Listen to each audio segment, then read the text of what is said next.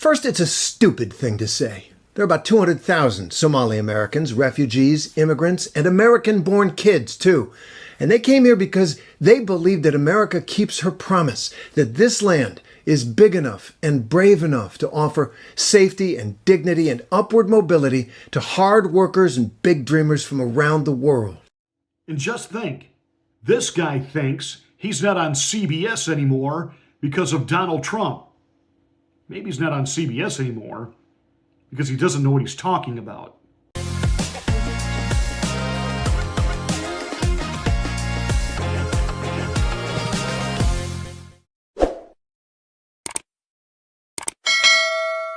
Hi, I'm Pastor Marty, and this is the Afternoon Drive. Thank you so much for watching. Make sure you're subscribed to the channel, and once you are, smack the bell, click the word all. That will give you notification of my rants, my ravings, my undeniably flawless reasonings. Please like and share this video. That's the way that we get the word out that we're here. We don't have any merch to sell you. I don't have any coffee brand of my own that I want you to buy. Energy drinks, cigars, nothing, nada. I'm not asking you to go to Patreon and subscribe or buy me a cup of coffee. All I ask that you do, tell your friends about us. But warn them, this is not for the faint of heart. This is not simply a talk podcast. It's a thought podcast for thinking people. Warning, psychological nudity. Listener discretion is advised.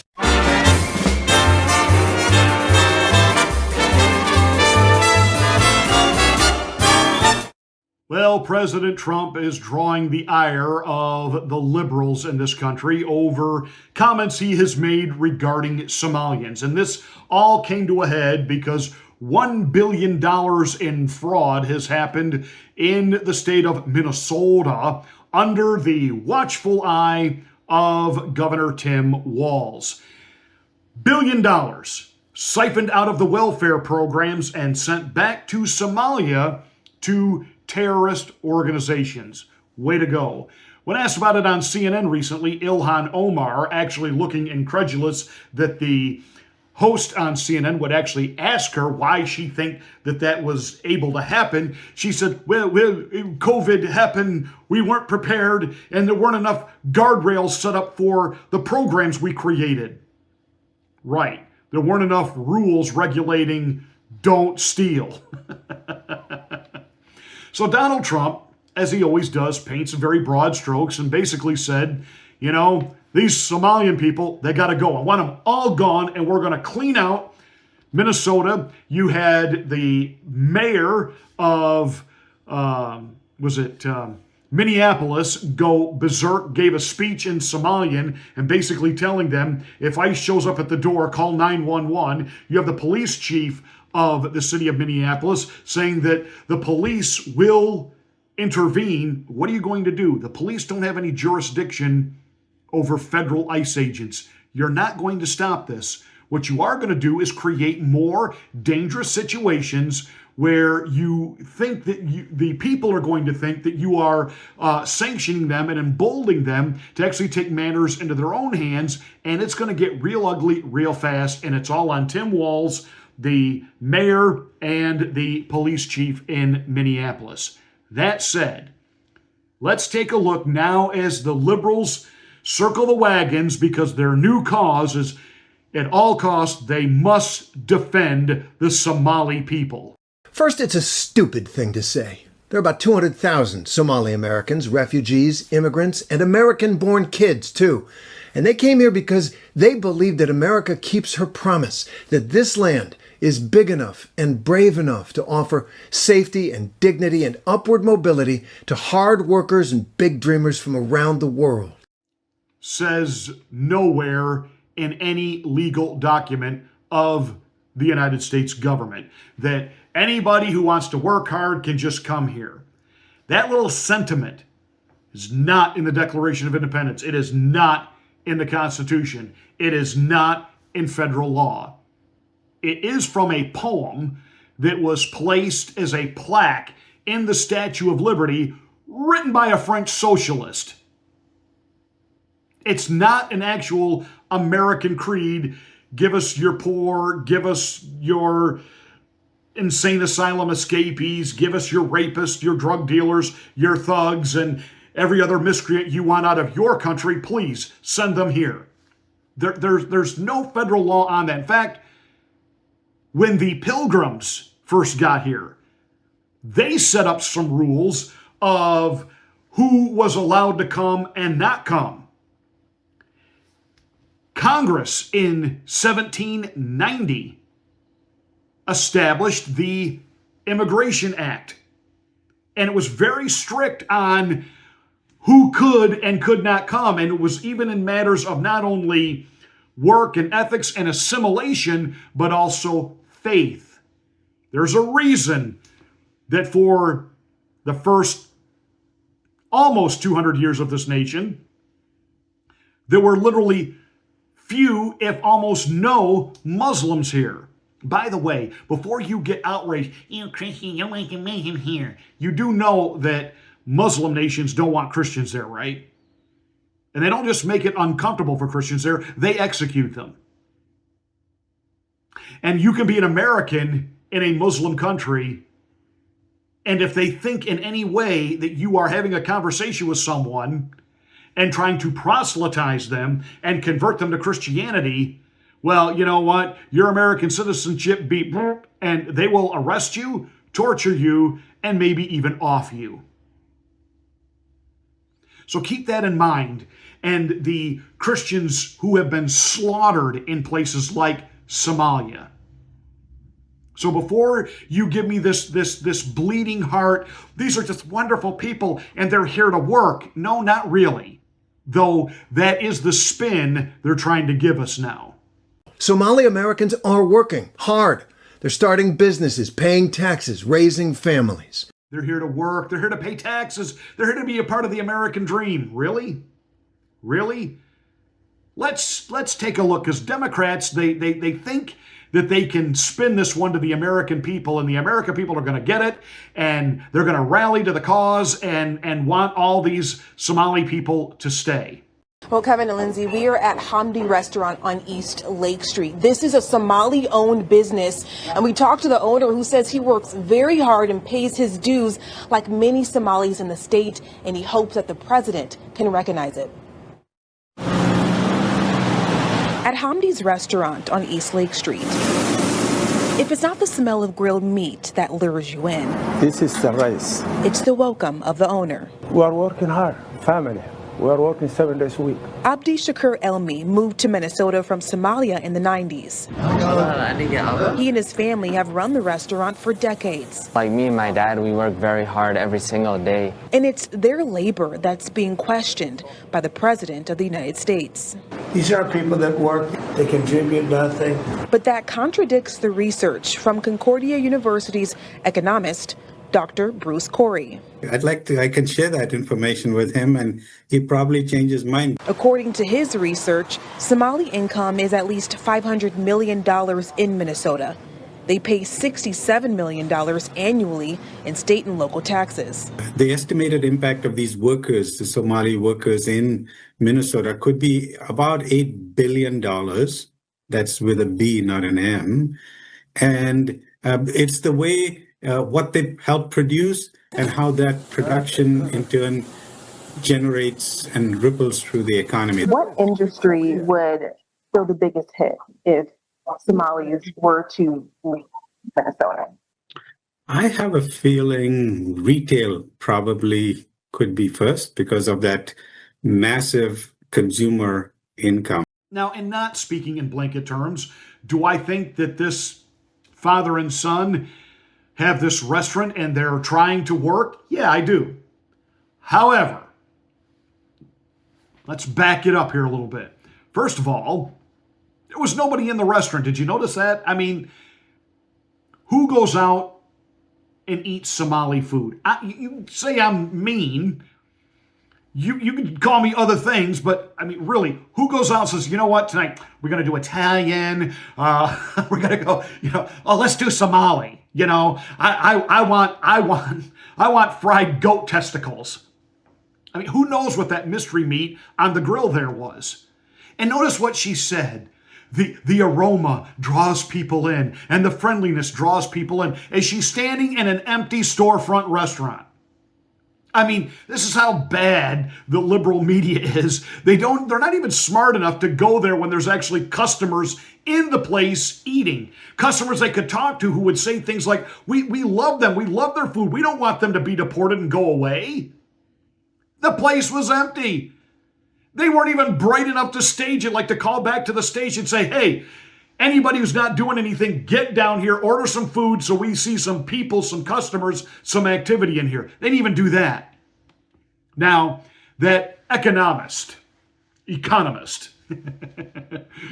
his, I think they contribute $9 billion. Can't prove it. It was theory, but they did give us some actual numbers there that I did find interesting. They did say that the Somalians are paying about $65 million in taxes in the state of Minnesota. Now, that's based on the fact that they're claiming that there are 80,000 Somalis there. I think the number's higher. Since when has the government ever given us a number that was actually accurate and factual? It could be 100,000. It could be 150,000. But let's go ahead. Let's do their 80,000. 80,000 people in Minnesota, pretty much concentrated in Minneapolis and St. Paul. And they're putting $65 million back into the system. Well, if you take 67 million and divide that by 80,000 people, that comes out to about $857 per person. $857 each one of the 80,000 Somali people are paying into the system. What is the average American Minnesotan, what is the average Minnesotan paying in state taxes? According to the Minnesota website, the average Minnesotan is paying $7,500 in taxes. $7,500 in taxes. $7,500 versus the Somali people paying $800 a head. A few moments later. Second, presidents should not talk like that. No decent person should call any other human being garbage. The only garbage I see floating out there is his supporters. What did you say? The only garbage I see floating out there is his supporters. Second, presidents should not talk like that. No decent person should call any other human being garbage. So did you get that offended when Joe Biden referred to half the country as garbage?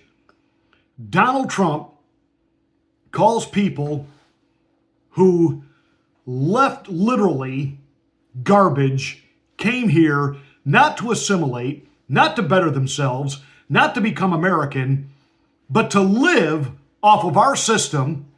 You claim they put 65 million in and took $1 billion out and sent it back to that root hole they came from. Really? Really? You want to make that argument? Meanwhile, you have lost. You lost. The mistake that you made is you let us in the first place. There's a bunch of us, and we breed. We're a breeding people. And the problem is you let us in 1965. There were a few of us beforehand, but once you let one of us in, you know what happens with brown folks? Our grandmother comes, our grandfather comes, our uncle comes, our aunt comes, our cousin comes, our second cousin comes, our third cousin comes. Then we have kids, a bunch of kids. And then guess what? Some white women, the Western civilization women, the pure women, the American women, quote unquote, the Rust Belt women, the real women, they like some of us brown folks. We don't take them. They come to us. So we're embedded. We are everywhere. I want you to realize this. You have lost. Your story is a shitty story filled with misery. It's filled with bland chicken. It's filled with terrible, terrible dry ass meat. Your music sucks. All your culture sucks. Nobody. That's why the kids listen to black people and their music. That's why the kids love Latinos. Your parties suck because they're monochromatic. Our parties have better food, better music, better looking women. Wow, really? We lost, huh? We lost? I can't even pronounce his name. Whatchamahala Ali, or whatchamacallit. He was born here. His parents immigrated here from Pakistan. And they're criminals. They spent 5 years in prison for software theft. They were pirating software and selling it. So this is the ilk he comes from. And he wants to talk about our culture. Let's see. The culture that put a man on the moon. The culture that cured polio. The culture that gave us the Industrial Revolution, which gave us things like the automobile, electricity in our homes, appliances, the telephone, television, computers, every technological advancement that you can think of before it was ripped off by the Chinese came from here by non-brown people. And I'm not disparaging contributions that brown people make, but he's disparaging all Caucasian as being zitty. Really? Really? Our music stick. Really? Classical? Gospel? Country? Rockabilly? Really? See, this is the disdain, and we're coming for your women. This is the disdain these people have. The issue is not just simply in them coming here when right now we don't have a job market to support all these people, nor do we have a welfare system that we can afford all these people. But if where they came from and the fact that these other brown, beautiful people where they were are the amazing ones and we're the zitty ones, go back. Stay there. Pretty simple concept. So as the liberals try to rally, try to unite behind, we must save the Somalis, ask yourself the question, an honest question. Are they really contributing or are they not? And I can tell you, when you get past the propaganda piece of the one Somali restaurant owner they talked to, as if he represented all Somali workers, and the economist saying, well, if they leave, it'll affect our retail in like consumerism. I can tell you this, Americans, we got consumerism down. We don't need to import consumers. We got it. We're really good at it.